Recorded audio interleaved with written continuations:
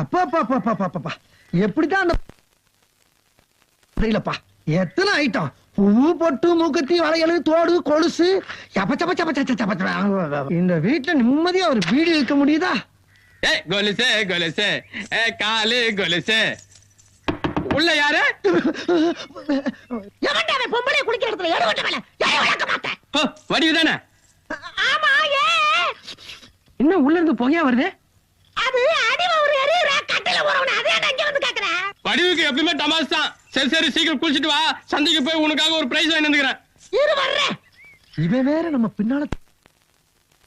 இவனை நம்பி இந்த வீட்டுல ஒரு இடத்துல நிம்மதியா சாமி.